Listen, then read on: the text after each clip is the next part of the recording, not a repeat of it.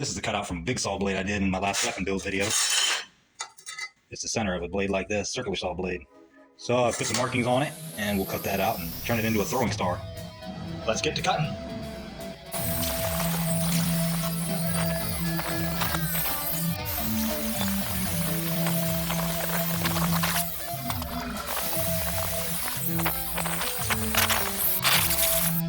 There she is, all finished. Let's test it out.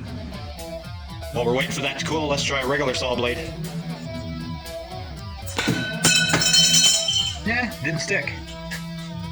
But this big guy right here. Nope, didn't stick. It's cooled off and ready to try. Here we go. Oh.